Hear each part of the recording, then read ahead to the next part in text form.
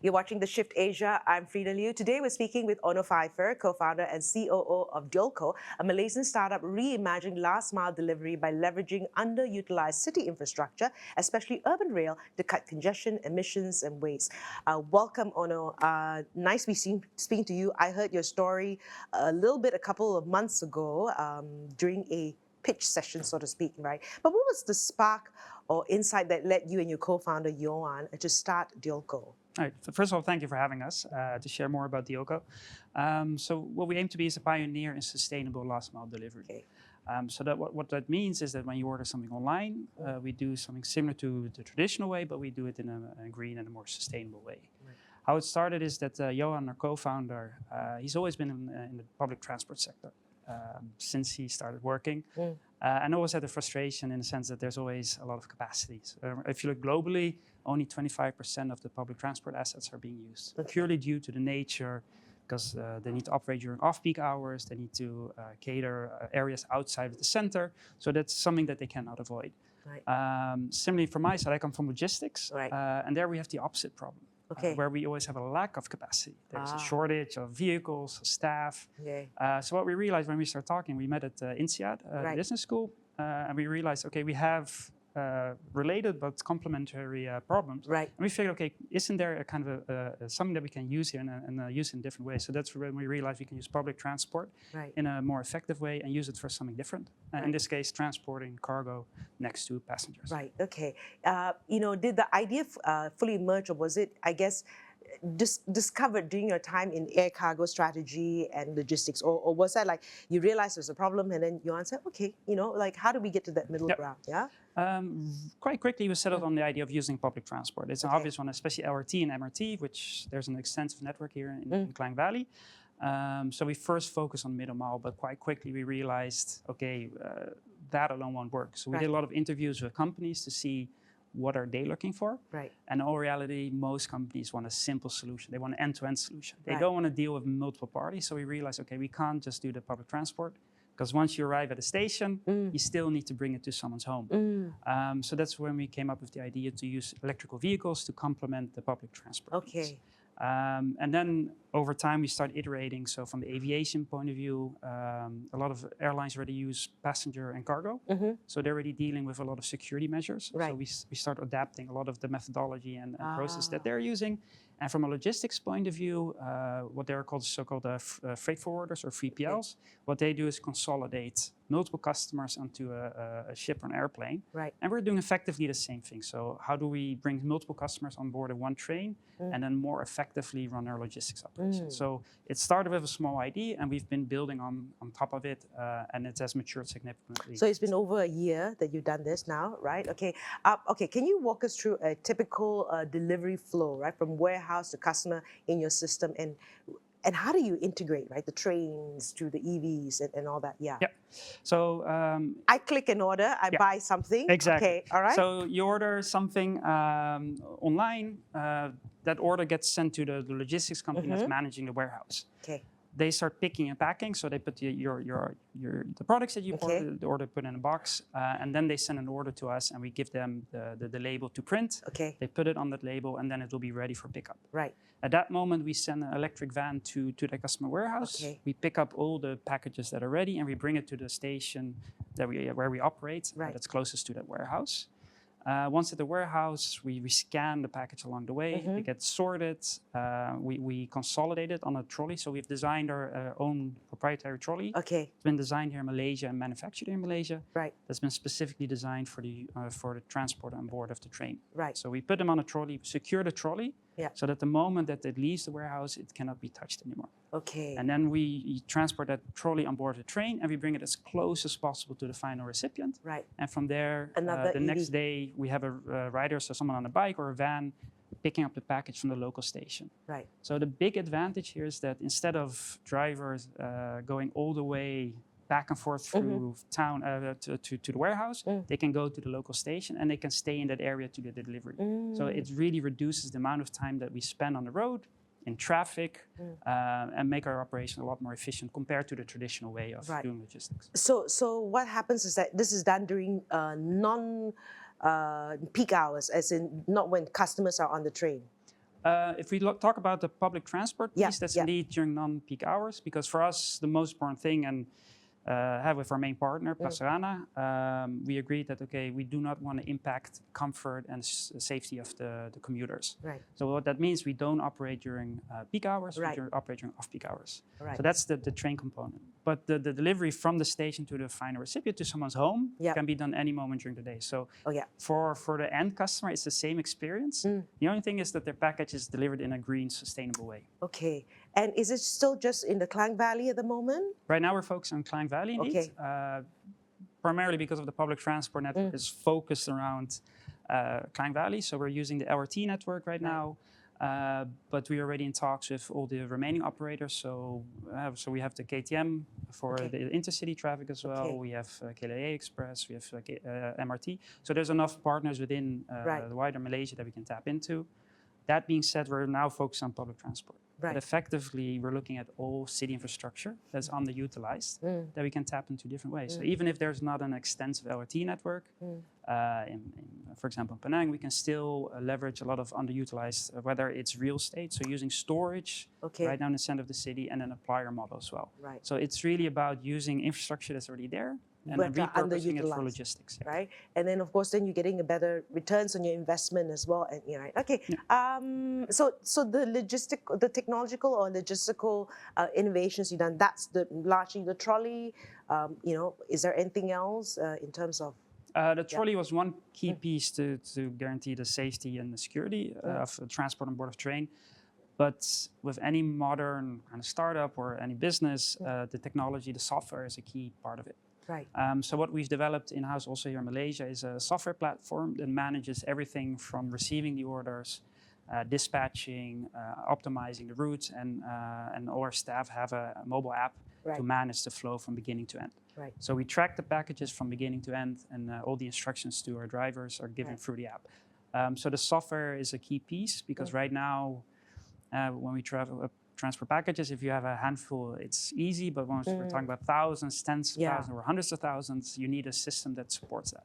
So it's essential to that. When you were trying to convince the parties to be involved, was it what sold them more? Was it the fact that now it's our infrastructure is not left idle, or was it the sustainable factor that actually was like, great, it's sustainable, we can do this? What appealed to them more? It's actually a combination of factors. So, I mean, I can't really predict or look back to the future, but let's say 10 years ago, this would have been a lot more difficult for multiple reasons. So sustainability has become a lot more important topic on everybody's agendas. A key thing here as well is that most people want green or sustainable. Right. It's just that if you have to pay 1 ringgit extra on a delivery, then it becomes a bit more difficult because that has a huge impact. What we've noticed is that a lot of the push comes from the corporates, from the companies. The reason why is either branding. So a lot of our customers, they value sustainability because it fits into their brand. Right. There's also now Bursa Malaysia requires publicly traded companies to report ESG. Yes. And also more importantly, the international brands. Yes. Before they only needed to report scope 1 and 2. Scope 3 was not an issue. So whatever happened in Malaysia was not relevant. But now it's changing and they have to report. So even if something happened in Malaysia, it's part of their agenda now. Right. And a lot of the big brands, international brands, have the headquarters in the US, Europe, and they do care now. So they're pushing that as well. So that's on the sustainability piece.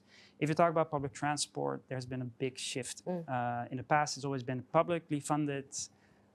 It was subsidized, but now, and it's not just Malaysia, it's globally, they are required to look at non-fare revenue. So it's not just about selling tickets, but how do you contribute for other revenue streams? So typically it's advertising, things like that.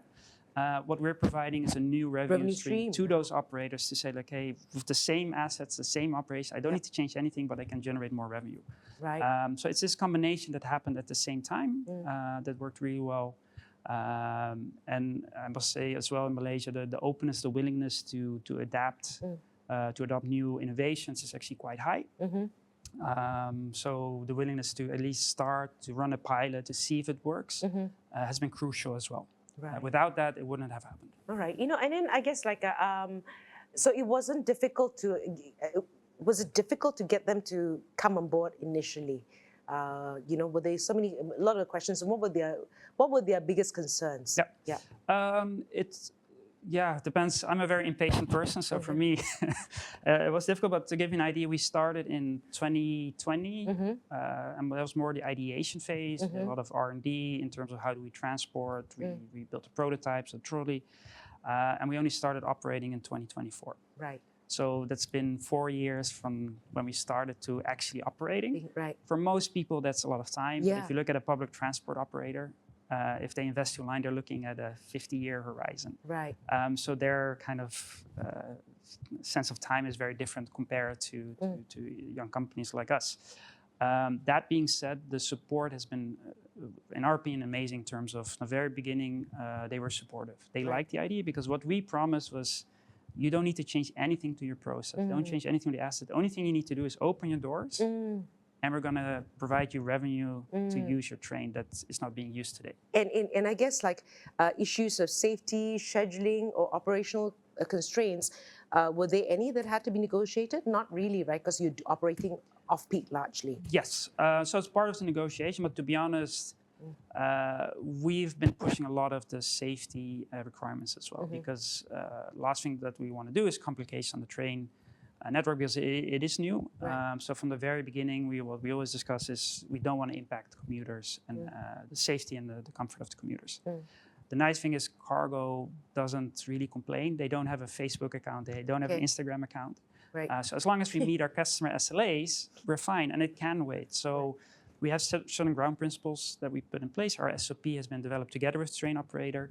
And part of the negotiation, or basically agreement together, is, okay, let's first start with a small scale pilot. So we started with 3 stations. We started with night operations.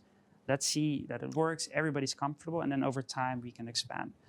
So it's always this ongoing dialogue in terms of to make sure that the operator is comfortable with the operations, because indeed it is publicly facing, so we want to make sure that everything goes smoothly.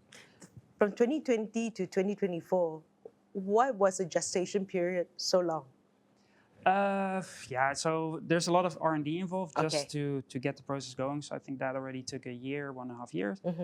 Obviously, COVID and MCO didn't really make it easy to find manufacturers to build the trolley, things like that. So it could have been done faster. Right. But ultimately, what we did with the trolley, we also need to get APAD approval. So they needed to make sure that the process that we're proposing is safe and up to their standards. Right.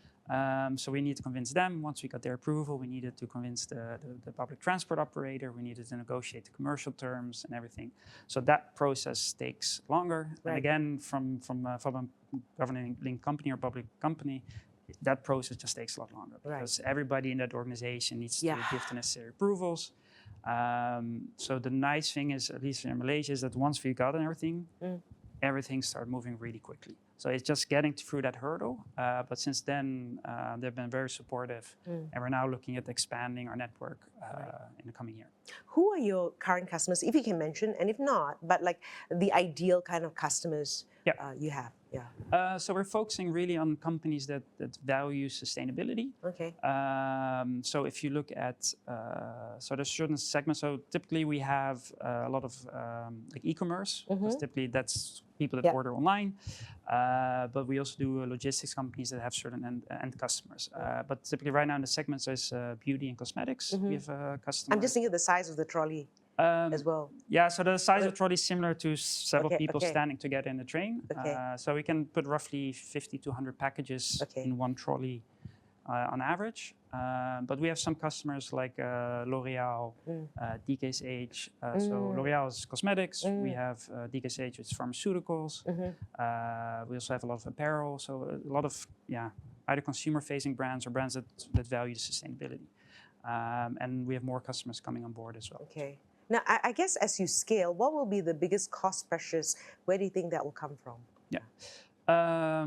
From many different parts. So as we scale, one big part is the public transport piece. The good thing is that there's a train leaving every few minutes.